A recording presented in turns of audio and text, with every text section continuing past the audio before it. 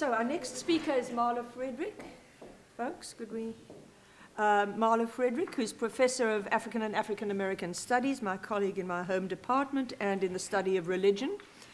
She earned a BA from Spelman College and her PhD in cultural anthropology was from Duke University. She held a postdoc fellowship at Princeton Center for the Study of Religion and has been a visiting scholar at the Interdenominational Theological Center and a fellow at Harvard's Radcliffe Institute for Advanced Study. Marla's research, as some of you here know, lies at the intersection of religion, race, gender, media, politics, and economics. And her work is rooted in a sensitive ethnographic appreciation of the place of faith in everyday life and in quotidian practice. And she's recently been exploring as well the role of religious broadcasting and the way it's deployed by African American and peoples of African descent who are producers, distributors, and consumers of such broadcasting. So she's interested too in the dramatic rise of African American religious broadcasters on television and also the rise of prosperity ministries in poor communities. Her publications include Between Sundays, Black Women and Everyday Struggles of Faith, published by University of California Press in 2003, Rags to Riches, Religion, Media, and the Performance of Wealth in a Neoliberal Age, in Ethnographies of Neoliberalism, edited by Carol Greenhouse in 2009, But It's in the Bible, African American Women and Tele-Evangelism in Women and Religion in the African Diaspora, edited by Marie Griffith and Barbara Savage in 2006. And she's currently completing an ethnography entitled, it's not done yet, right? Yeah, it's in the press. Oh, wonderful. Color Television, Religion, Media, and Racial Uplift in the Black Atlantic World. She's also working on a fascinating collaboration with John Jackson and Caroline Rouse on something called Televised Redemption. So we call on Marla. Thank you, Jean. I appreciate the introduction. I want to start off by showing you clips because I don't want to get messed up in the middle of the talk trying to get the video to work. So I'm talking today, Consuming Purity is the title of my talk, and it comes from one of the chapters of the book, which looks at religious broadcasting in Jamaica, the influence of African-American televangelists in Jamaica. And so as you see, the title is Colored Television, American Religion Gone Global. And there are 3 women televangelists that I want to speak specifically about today. Paula White, I speak of, did it advance? It's not advancing. Juanita Bynum is the next one, and then Joyce Meyer. And so I'm going to exit out of here, and I'm going to go immediately to 2 clips. One of Juanita Bynum, who's speaking, this is her first foray into religious broadcasting, and she's speaking at a T.D. Jakes conference. This is a 1997 message that went viral around the world, people having no more sheets parties. And then the second one is Joyce Meyer offering her personal testimony. So this is Juanita Bynum.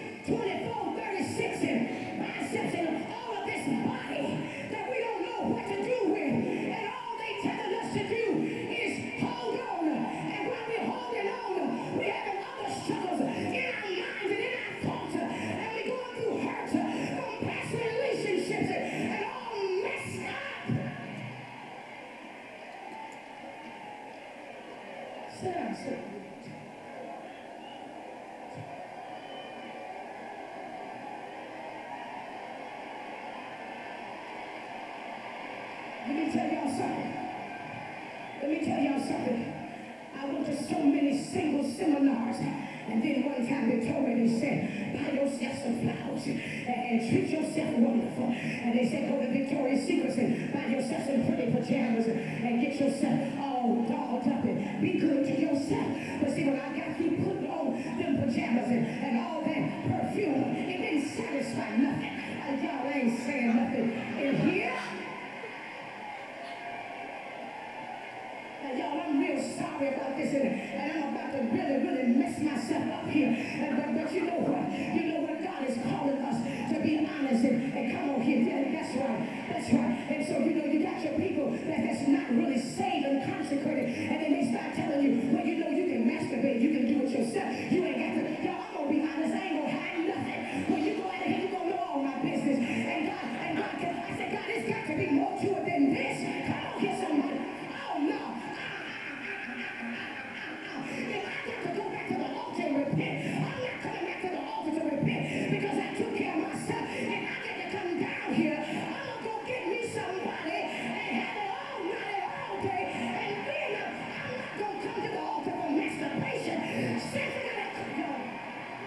Okay, so that's Juanita Bino. And then Joyce Meyer is the second person. Joyce Myers has offered her testimony on numerous occasions, but this time in Winston-Salem, she actually went into further detail. We won't go into the detail that she goes into. This is kind of towards the end. She's talked about her, she's talked about her father and his abuse of her, and she goes into great detail about that before she concludes here. Talk to yourself openly and honestly. You have to get it out to get over it. I really believe that God put this in my heart because I do think that we've gotten anesthetized to the word sexual abuse. And literally what he did was, he raped me. And he did it every week, at least once a week, until the time I was 18. I did a little bit of math and realized that my father, whom I was supposed to be able to trust, who was supposed to keep me safe, raped me a minimum of 200 times before I became 18. Now, how can that have happened to me and me stand here before you today in the condition I'm in today if God is not alive and well? How is that possible without God? The biggest black eye that you can give the devil is to give God your pain and let him turn it into gain. To give him your mess and let it become your message. Because see, when I tell you that I know what it's like to hurt, you believe me. And when I tell you my testimony and I tell you that I am healed and whole and sane and well, and I've got a great marriage of 43 years and 4 kids that are serving God and 10 grandchildren, and that I love my life, and I think I'm being of value to the kingdom of God, then that gives you hope. That gives you hope that God will do it for you. Amen?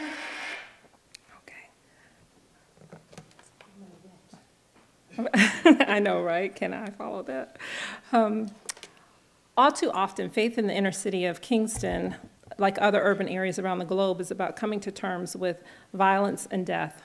While people's everyday lives are not a one-dimensional response to these realities, as they are enlivened by the realities of work, family, fun, faith, food, they are at the same time given context by these conditions. The October 2005 cover story of the Sunday edition of the Jamaica Gleaner newspaper highlighted in shocking red images one of these realities, the trauma of women violated by rape. So far that year, 606 reported cases of rape were documented, compared with a total of 860 in 2004 and 931 in 2003. The inside stories were gloom-filled accounts of women tortured, raped, and sometimes murdered in random acts of violence and in what some scholars were beginning to call gang-related reprisal rapes. These rapes were assaults on the loved ones, including girlfriends and family members of opposing gang members. According to some studies, because of the inefficiencies of the criminal justice system, many rapists remain on the streets, and those captured tend to do abbreviated sentences. The social havoc that such a system leaves for the area's inhabitants is traumatic. Speaking to the pain of those affected by destructive behavior is often the work of religious leaders. As we sat in Bible study one Friday night, a group of women prayed for victims of abuse and rape. The speaker that evening, after sharing her own story of abuse, held up a picture from the newspaper concerning the increase in assaults against women and girls. She then led those gathered in a time of travailing prayer, the particular form of fervently entreating the divine in and about times of great struggle. Forever in love with their country for its beauty and warmth, the women prayed for a return to the times in Jamaica where perennial violence was not the norm. At Calvary Pentecostal Church, the answer for the approximately 75 women gathered was a lamentation for God's supernatural intervention. The administrators of government had all failed. Their only hope lay in the hands of a God who hears. Televangelists like Juanita Bynum, Paula White, and Joyce Meyer offer tangible witness to the intervening power of a God who responds to desperate situations. Women televangelists, while often overlooked in the literature on religious broadcasting, over the past 20 years have gained tremendous national and international followings, often initially based upon sharing their experiences of sexual trauma and redemption. The rise in the prosperity gospel, interestingly, runs in line with the rise in televangelistic discourses about sex and sexuality. The relationship between the simultaneous emergence of these two discourses is not inconsequential. Urbanization and its related decline in job opportunities wreak havoc on the social and sexual lives of women. This is not to say that sexual trauma and other forms of sexual misuse were not present prior to urbanization. The observation only highlights what scholars point out as a dramatic increase in the issues brought on by the confluence of urbanization and economic strain. Diane Austin Bruce, in describing the quote-unquote sweetheart life in Jamaica, points to the ways in which women have often partnered with older, sometimes married men in order to sustain themselves in difficult economic times. In Jamaica, the transition from country living to city dwelling under neoliberal reform opened the city region as the place to secure jobs, much like the period of urbanization in the U.S. The massive influx of laborers into the city was often met, however, with the disappointment of slow economic growth and inefficient employment opportunities in the formal sectors of the economy. In response, women have at times turned to more financially stable men for support. Scholars examining issues of sexuality in the Caribbean have generally focused such women's liaisons with men under discussions of marriage and family. However, increasingly, scholars in talking about issues of sexuality have pointed to the rise in sex tourism. According to anthropologist Denise Brennan, the increase in Western tourism in the Caribbean, as well as the economic need of the area, has contributed to the development of the Caribbean as a quote-unquote sexscape, where a global economy of commercialized and sexualized transactions exist. Such a transformation exemplifies developments occurring both throughout the region and in many other locales around the world. As Jenny Sharp and Samantha Pinto observe, globalization has involved not only an economic restructuring of the world, but a sexual one as well. Scholars studying women's lives in other developing areas have also made the connection between increased globalization and urbanization and new configurations of sexuality. Women in South Africa, for example, according to sociologist Maria Fromm Arp, find in the aftermath of apartheid both great opportunities for economic advancement as well as great disappointment.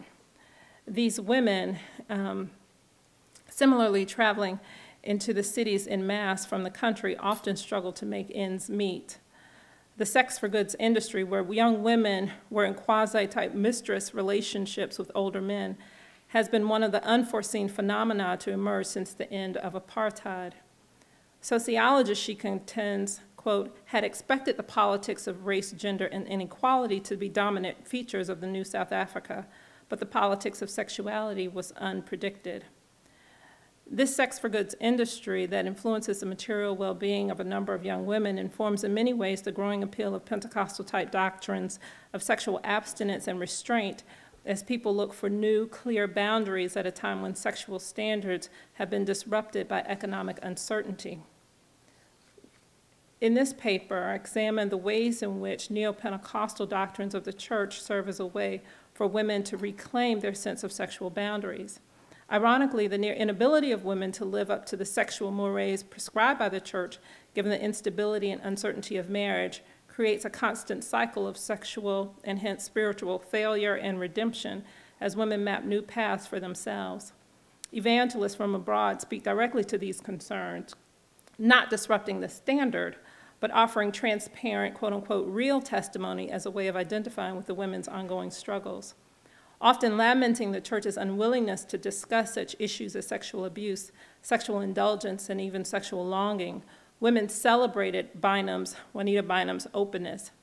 Even as we acknowledge the increase in female televangelists, however, their discourses around sexuality and its potential for agency in the lives of women, it is also crucial to make cautionary note of the politics surrounding the testimonies of female religious leaders. Unlike their male counterparts, the phenomenal rise of female religious broadcasters like Juanita Bynum, Paula White, and Joyce Meyer is often predicated upon their sharing personal testimonies of sexual abuse and/or struggles with various forms of sexual indulgence. Through their testimonies, they account for missing the mark of purity and sanctification. And accounting for missing the mark, they validate the mark as legitimate in ways that male ministers and parishioners rarely need to.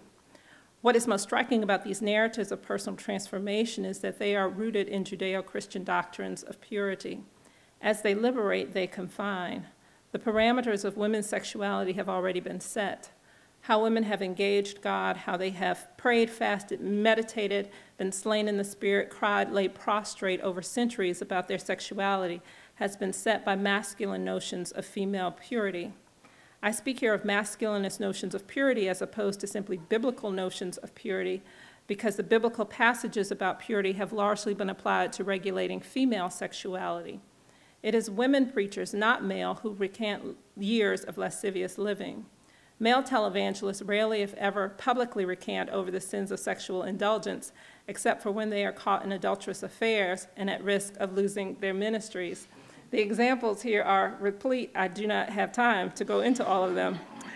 Sitting in Kingston, Jamaica, talking with Valencia, it became evident that Juanita Bynum's admonition to quote-unquote call back her body parts had penetrated the hearts and minds of women who live far beyond Dallas, Texas. When I met Valencia, she had recently been elected the new president of the women's ministry at Calvary Pentecostal Church. Every second Friday, the women here come together for the service, a mixture of Pentecostal praise and worship along with a word of encouragement from a guest minister. After the message, they share testimonies of deliverance and make petitions for healings and offerings of thanksgiving.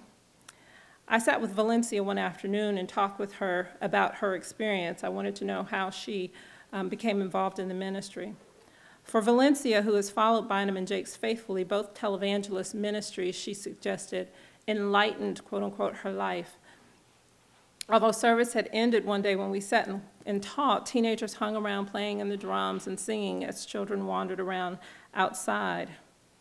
Given the unique trials she's experienced and the pain that she has witnessed among other women in her small Jamaican community, Valencia felt that Jakes had, quote unquote, opened up a path for women who have been downtrodden. She had never found that in her local church. Well, T.D. Jakes and Juanita Bynum have a great effect in my life, and the way I study the Bible and the way I see myself as a woman, because even being a Christian, there was still hurt, and I never knew how to deal with it. But after watching T.D. Jakes, that really had an impact on my life. Juanita Bynum has a tape that says, "No more sheets." That means I saw myself in Juanita Bynum. The calls to personal empowerment through the renunciation of sexual sin, the acknowledgement of sexual vulnerability, and open profession of victory are what move Valencia and other women viewers to see hope in their situations. Curious as to how Valencia saw herself in Juanita Bynum, I inquired.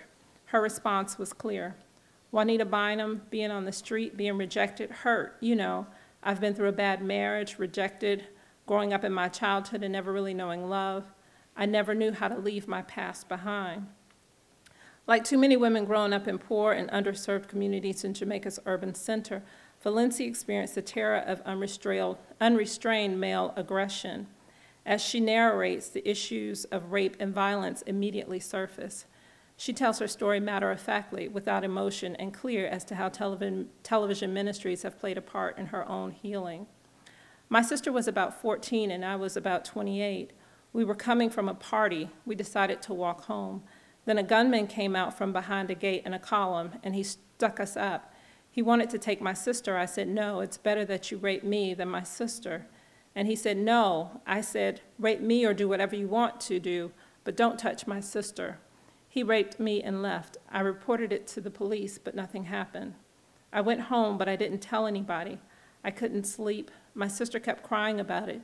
We didn't tell anybody. I bathed. It took a toll on my life. That is about the third time I was raped at gunpoint. This shattered me, and I hated myself. I hated everything about me. I hated everybody. I thought I was guilty, and I lived with that for years. The brutality of the encounter was magnified by the shame created in being raped in front of her sister. The type of bargain described was the negotiation point that framed not her first experience of rape, but her third. In a strange way, the negotiation with the gunman over her body signals both a deep and abiding love for her sister, as well as the uncanny way in which she had come to devalue herself, trading her already assaulted body for the innocence of her sisters. Trying to come clean of the rapist, she bathed repeatedly, all the while erecting a shelter of silence that facilitated the internalization of her pain. Against the surreality of Jamaica's out-of-control system of violence, Valencia found solace in the mediated American-based ministry of Juanita Bynum. While their experiences of sex differed, the scars and silences surrounding any discussion of sexuality remained. The strength and triumph Valencia distilled from Bynum's tale of personal struggle and eventual triumph was precisely what Valencia needed in order to move from a place of self-hatred. While the offenders were never caught and brought to justice, she was able to regain control of her own life. The idea that Bynum does not, quote-unquote, mince words nor hide anything factors into Bynum's appeal. The sense of comfort Valencia receives in relating to Bynum is also the message that she wants to convey to women who gather for women's ministry meetings on Friday night. For women in Jamaica and the U.S. who watch Juanita Bynum, Paula White, and other women televangelists, their reasons for watching them often center around the idea that what televangelists share is quote-unquote real. Scholars examining the rise of the self-help industry in television shows like Oprah point to the effect these shows can have on the viewing audience. Suhata Morty suggests that Oprah's episodes on rape can create a quote-unquote proto-feminist discursive space where voice is given to the experiences of women who are victims of abuse. The act of giving voice to pain, she suggests, contains, quote, the potential to transform these television programs into cathartic events for the participants. Simultaneously, such moments create an emancipated public sphere that highlights marginalized women's voices. The creation of an authentic self, one not masked by social and religious expectations of perfection, is what attracts women to someone like Juanita Bynum. Even their attraction to evangelist Paula White is based upon the idea that she speaks the truth. She offers a presentation of self in which the performance of authenticity is foregrounded. Speaking openly about her experiences of rape and abuse, White, like Bynum, brings to light the hidden experiences of church women in first-person narrative. Women found comfort, I discovered, not in the destruction of ideals of purity and sanctification, but in their disruption. Women are not looking for the ideals to change, but rather for the acknowledgement that the standards are virtually impossible to uphold in the social and economic climate of the 21st century. As women spoke, they all explained that women, quote unquote, speak to issues, real life issues, hurting, pain, destruction, disappointment. All of them speak to that, and all of them are very real, explained Allison. Other women also indicated without hesitation that it was the transparency of the televangelists that drew them. Anthropologist John Jackson argues that the quest for realness in analyzing something as precarious as race is mapped through the tension between authenticity and sincerity. Sincerity, he suggests, implies, quote, social interlocutors who presume one another's humanity, interiority, and subjectivity. Indeed, in the prostration of so many of their own faults, shortcomings, and abuses, women televangelists offer to their audiences a candid sense of their interior lives. The quest for realness here is different than the quest for authenticity, as Jackson might suggest. Authenticity presupposes a relationship between subjects and objects, whereas sincerity presumes a liaison between subjects. Measuring authenticity is akin to products, books, tapes, videos, purses, something that can be distributed by market structures, pulling female televangelists towards disclosing all as a means of selling more products and earning greater market share.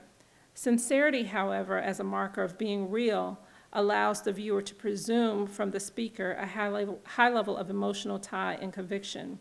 As Jackson tries to, quote unquote, disentangle sincerity from authenticity's sticky web, he argues that racialized discourses of authenticity should be reframed under discursive examination of sincerity because quests for racialized authenticity are inherently flawed by the very fact of the construction of race.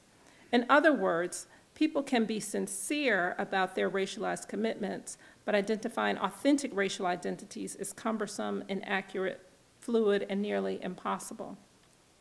Given the audience's quest for quote-unquote realness among televangelists, one wonders whether the quest for authenticity in religious broadcasting, too, is a shallow pursuit, given the coupling of religion with the market and media, a form of communication based largely upon image and performance.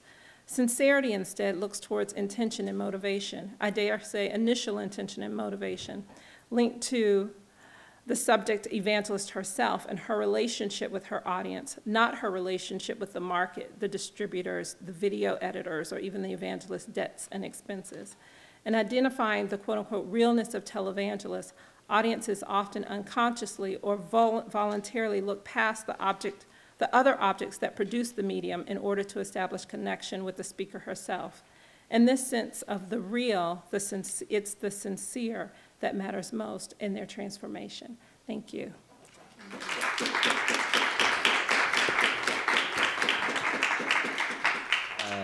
So very briefly, I wanted to just say a couple of words about this presentation to set it up.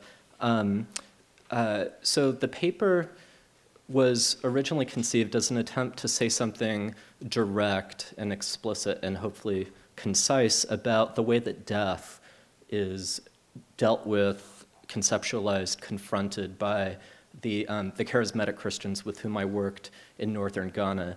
And in order to get at that, I thought I would use a video that was circulating briefly while I was doing my field work in 2007, 2008, of a man being ostensibly, apparently raised from the dead. Now, what I didn't realize at the time that my charismatic friends were showing this to me, and I mentioned one of them in the paper, is that the man of God in question in the video is none other than T.B. Joshua. This moniker, the synagogue, which is the name of his church in Nigeria, the Synagogue Church of All Nations, was not there on the original video that was being sent around and disseminated. And so there was this sort of air of mystery around the video. Now, two caveats around my engagement with this video. The first is that I am not concerned in this paper, though I'm very concerned more generally. I'm not concerned here in the specificities of the video per se, in the sense that I'm not interested in its production and its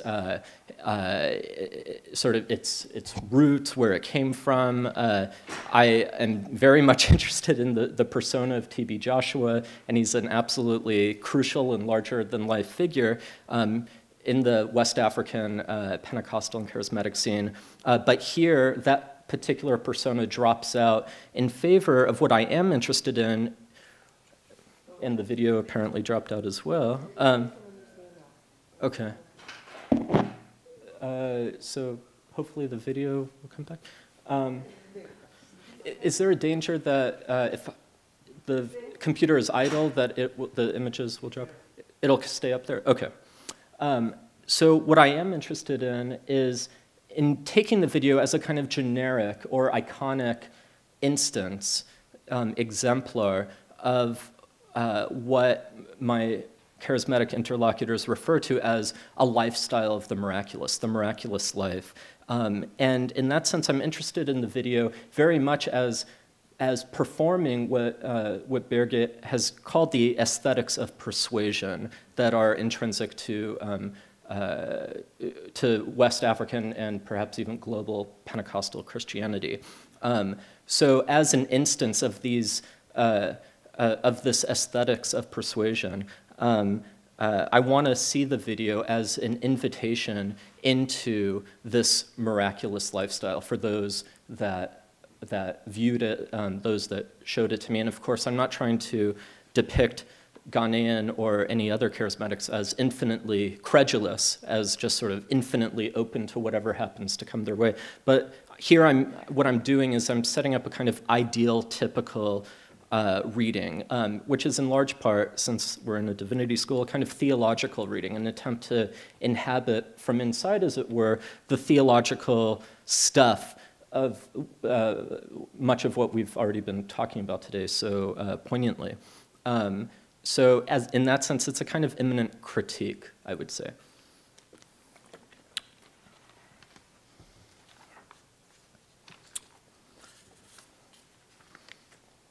And the last thing is that I allow the video to loop continuously throughout the talk, and that's me trying not just to talk about the aesthetics in question, but to enact it. And repetition, as you'll hear in the paper, is absolutely crucial to that aesthetics. So the paper is called The Last Enemy, and its epigraph is, "For he must reign until he has put all his enemies under his feet, and the last enemy to be destroyed is death." 1 Corinthians 15:26. The video circulated widely during my time in northern Ghana. Burned copies were passed around at churches and prayer gatherings. Internet cafes came to function as both screening room and debate hall. A Pentecostal prophetess, a young woman named Augustina, was the first to play it for me on a laptop she had borrowed from a friend. There was something remarkably intimate and personalized about Augustina's engagement with the video, as though it were intended for her alone. She said she had already watched it several times that day. I remember the bluish glow of the display and the muted quality of the images, and Augustina's reflection in the glossy screen, grinning as if in disbelief, as darkness settled in the yard around us. References to the video and speculations about its backstory had by then become pervasive. Many wondered where it was filmed. The consensus was South Africa. Others were preoccupied with its provenance, which was partly clarified a few months later when the synagogue, a Nigerian megachurch, redistributed a shortened version with its famous moniker stamped upon it. Beyond that, the basic storyline seemed transparent. Here is death and its confrontation with, and ultimately subjection to, the vitality of life itself. Look at the chest compressions, the failed attempts at CPR. Watch as they carry away the body. Listen to the shouting, the weeping. Look at the cadaver, just lying there on the bed. But now comes the man of God, quietly, unobtrusively. He clears the room and begins to speak. Death, he says, is never natural. We should never think this. It comes to steal from us, to rob us of our inheritance. So that's the first lesson. We must learn to take death as our enemy. The second one is this. We must never run. We must never hide from death. We must follow death into its own domain. Now watch as he lifts his hands. Listen as he speaks in tongues, as he leans onto the bed. Whatever interdictions there may be against the handling of corpses are being defied by this persistent intimacy. Like Jesus before the tomb at Bethany, beckoning his friend to remove his grave clothes, not only death, but the fear-induced prescriptions surrounding it are being transgressed by this invasive gesture. And now we see a slight stirring on the bed, and now the movement of an arm. And then there's the final, decisive shot as the camera pans slowly over to a pair of open eyes. The pastor is speaking, because it has been defeated, and it will be defeated, and it can be defeated on earth as it is in heaven.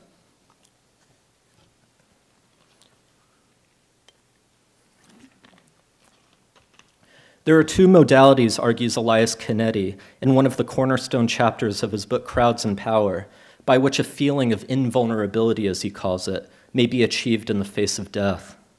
The first and most common approach, epitomized perhaps by the death-deferring technologies of modern medicine and thematized in the writings of everyone from Freud and Heidegger to Ernest Becker and Philippe Ariès, is to avoid the danger, to try to keep it at a safe remove, building moats and trenches and entire fortresses around oneself in an effort to create, if not the illusion, of total imperviousness to mortality, then at least a sense of having kept it at bay for another day or year.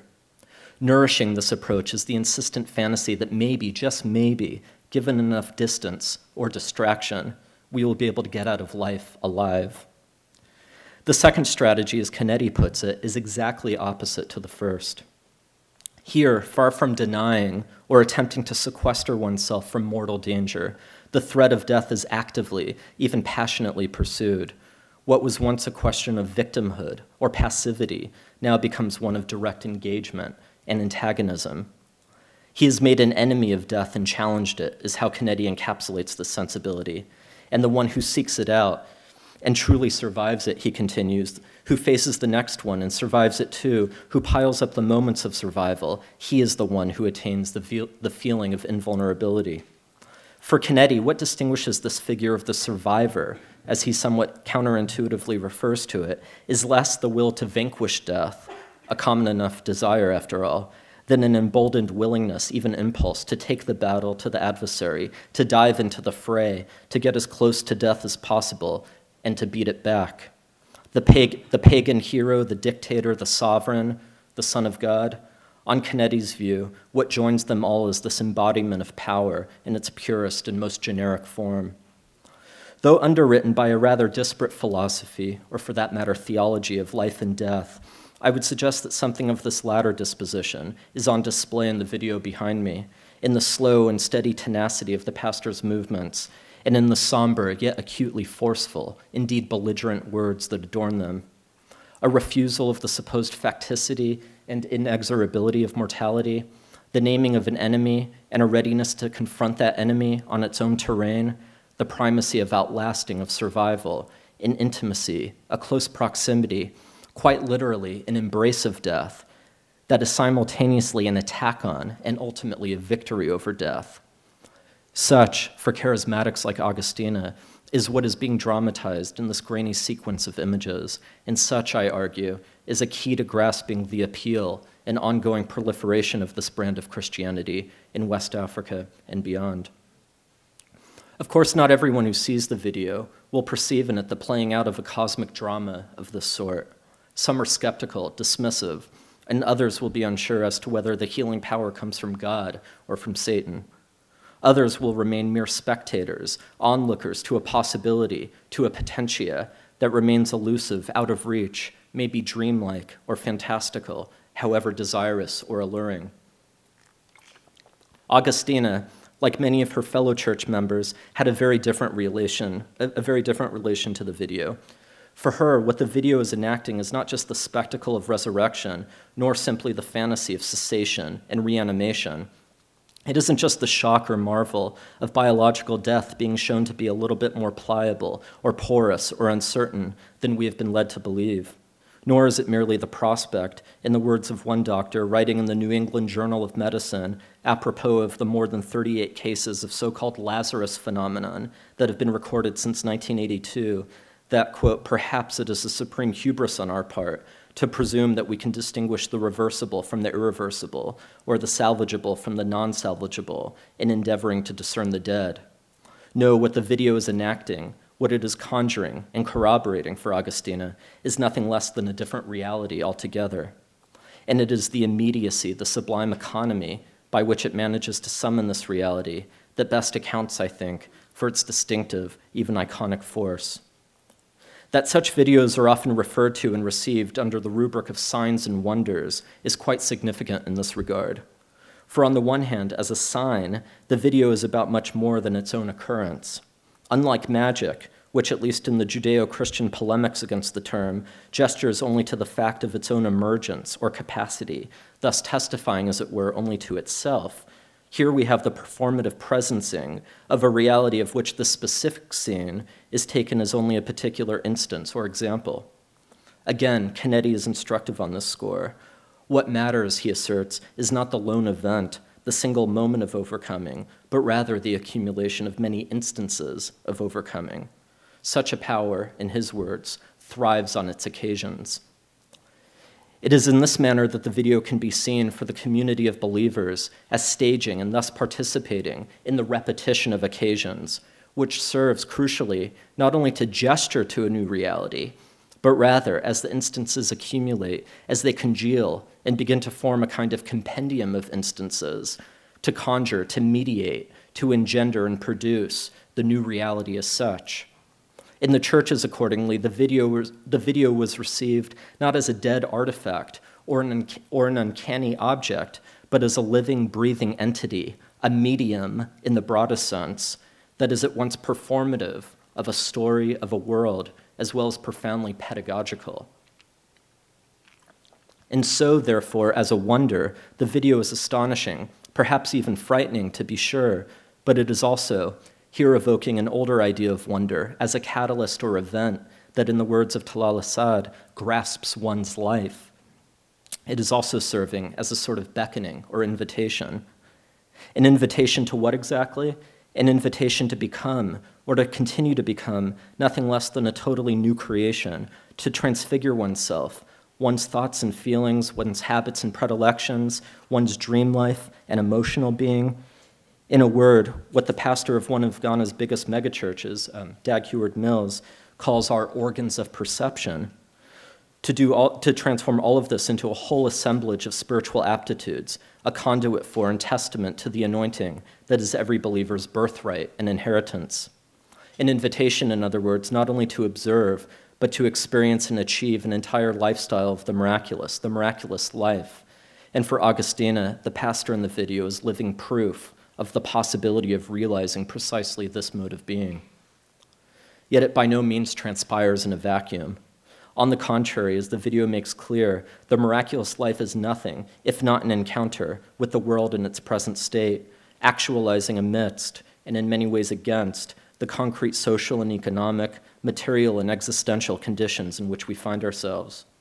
And so it is also, perhaps above all, an invitation to see not so much beyond the death, and more generally the precarity, the profound fragility that has come to characterize the quotidian in places like northern Ghana, but rather to see that precarity for what it is, namely as a threat, a pervasive and by turns conspicuous and subtle threat that would seek to rob us of the material, tangible fruits of having been promised and now received, as it says in the book of John, not just life, but life abundant. For Augustina, as for many of the other charismatic Christians with whom I worked in Ghana, nothing more acutely symptomizes a complacency in the face of such a threat. Nothing stands in more glaring contrast to the kind of life that we could and should be living, and thus militates against the prosperity that Ghana could and should be enjoying, than a traditional culture, as they call it, that has not only resigned itself to the force of death, but that actively celebrates and even revels in it.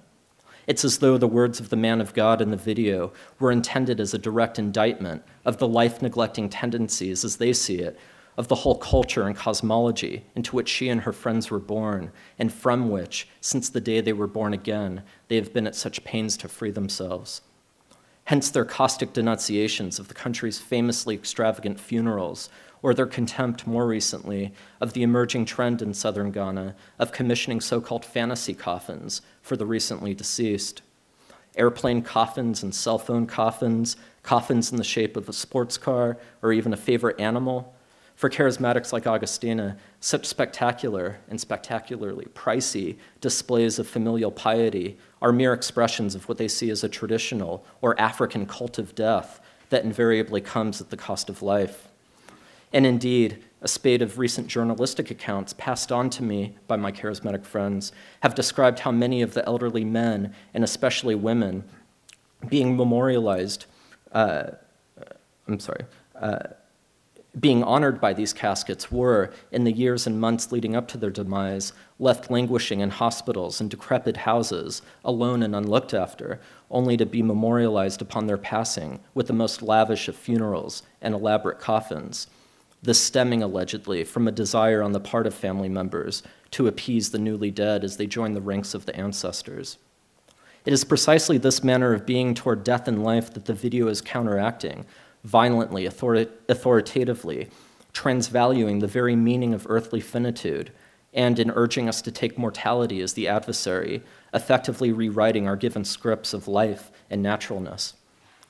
In fact, we might say that if it is indeed the case, as Spinoza famously put it, and as has been recently taken up by Elizabeth Pavanelli in her theorization of such motifs as endurance and extinguishment, that, quote, all things, all determinate and finite kinds of existence strive to persevere in their being, then this formulation will have to be expanded to embrace the eminently aggressive and combative, even destructive energetics enjoined by this mode of faith. Here, suffice it to say, we are far from any notion of simply getting by, of turning to religion for some space of solace in an otherwise menacing and capricious world. Rather, what we have is more like open combat. He has made an enemy and challenged it, to quote Canetti one more time. And if they harbor no illusions about it, nor should we, the fastest growing form of Christianity in the world today is one that begins and ends with enemies. The enemy that is poverty, the enemy that is illness, the enemy that is Satan and his demons, the enemy that is paganism and fetishism and witchcraft, and so the enemy at times that is my neighbor, my uncle, my sister-in-law, in a word, the enemy that is death. From which it follows that it's not just the traditional order of things that the video is seen to undercut. It also cuts against a dominant Christian disposition, one whose passion for the otherworldly, in the words of Nietzsche, led to a view of death and the corruptibility of the body, not as a condition to be confronted in this world, but as a means to eternal glory in the next one. This is the Christianity to which philosopher Leszek Kolakowski refers when he observes that, living as they do in the shadow of eternity, earthly realities for the redeemed, the whole multiplicity of things that are important in this life, lose all meaning. Nothing in the material world can have value to them or be an object of true desire. After all, my power, writes the Apostle Paul, is made perfect in my weakness. Therefore, most gladly, I will boast in my infirmities. Could anything be further from the spirit and the flesh of Ghana's charismatic churches? There, far from a dematerialized spirituality, a transcendence of the world and its material forms and faculties, what we rather find is a heightened, rigorously honed intensification of embodied sensibility. In fact, Brigit Meyer's strong assertion that Pentecostalism renders, quote, personal bodily sensation as the ultimate index for the presence and power of the Holy Spirit can, I think, be put more forcefully still. A charismatic reality, I would argue, is quite simply corporeality. If being born again means anything, it is that the fruits of salvation can be made manifest in and through me, that my body, its gestures, sounds, and habits, its comportment and condition, can come to stand as the material expression of a reordered world as much as a reordered self. And all this is justified. Here's the crucial point. All this is justified, indeed demanded, and made incumbent upon believers by the fact that the kingdom of heaven has drawn near.